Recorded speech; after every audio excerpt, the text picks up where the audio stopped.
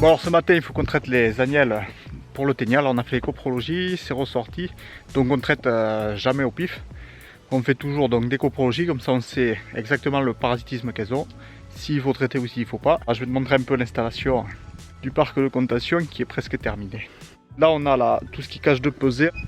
Donc on peut régler la largeur en fonction de si c'est un agneau ou une brebis, pour pas qu'il fasse demi-tour au dernier moment. Ensuite là c'est la partie où on bloque l'animal. Là on a la console de pesée. Et ensuite les portes de trip. Là on est dans le parc d'attente, donc c'est le plus grand parc. Là on a le couloir, il commence un peu large et puis il se rétrécit après.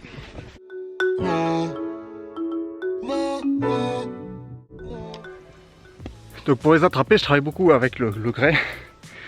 Les brebis ça marche comme ça. Et donc là le temps qu'elles mangent le grain, je vais aller préparer le produit, prendre les crayons pour marquer les bêtes faites et après on commencera. Donc pour avoir un produit c'est soumis à ordonnance. Nous on travaille avec un groupement de vétérinaires qui suivent plusieurs élevages, donc ça permet de travailler sur plusieurs problématiques un peu similaires à la zone. Et après tout ce qui est vermifuge, on fait donc beaucoup par coprologie, on cible énormément et on évite comme ça de traiter inutilement. Là un produit ça se présente, on a toujours une posologie. En fonction du poids de l'animal on va régler le dosage. Donc le produit est prêt. Les agnelles ont à peu près fini de manger la ration. Donc là maintenant ce que je vais faire, je vais resserrer le parc pour les forcer à passer dans le couloir. Et après je vais faire un parc pour réceptionner les bêtes qui ont été traitées. Et pas mélanger comme ça et tout repasser 4 fois.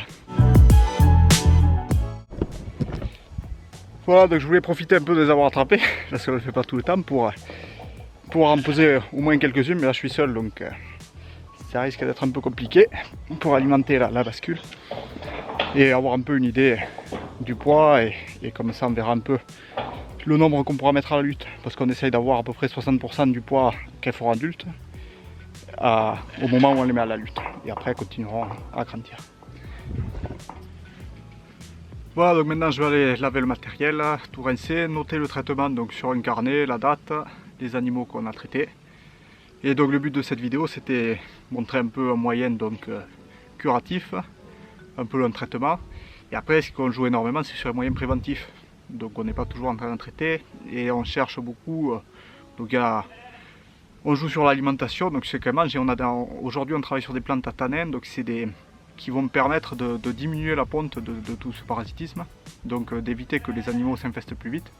On travaille aussi sur les rotations, donc on fait tourner les animaux sur les prairies pour éviter qu'ils soient toujours sur la même parcelle et à se contaminer beaucoup plus vite. Aussi on va essayer maintenant, donc on le met en place, de jouer sur la complémentarité ovin-bovin. Et il y a aussi une solution qui est beaucoup étudiée aujourd'hui, c'est tout simplement la génétique. Donc ce qui se passe c'est qu'on vient contaminer exprès, c'est en recherche que ça se fait, on vient contaminer des animaux et on s'aperçoit que chaque individu réagit pas pareil. Il y en a qui vont se contaminer beaucoup plus, d'autres ils vont rester insensibles. Et donc justement on va essayer de resélectionner sur des animaux qui restent insensibles pour éviter d'avoir ces traitements à faire.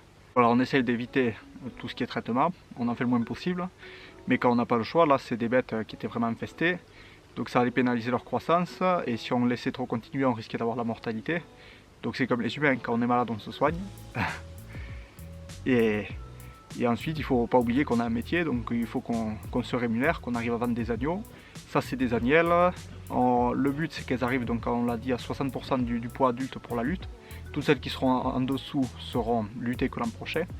Mais donc si elles sont trop parasitées, elles ne vont pas assez prendre de poids.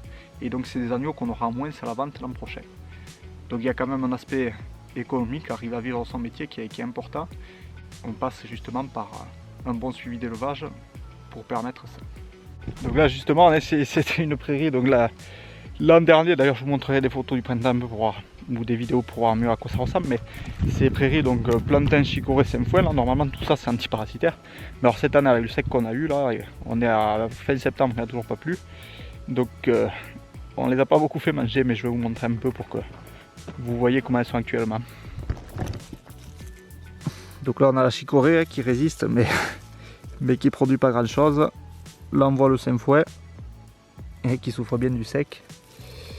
L'enfant il est là, il aura passé, je pense qu'il repartira. Dès qu'il va pleuvoir ça va repartir.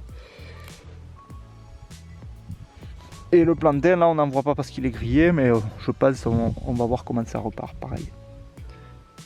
Donc voilà, on met en place des moyens de prévention, mais il faut savoir que des fois, hein, selon l'agriculture, on joue avec la nature et la météo, et ça marche pas toujours comme on veut.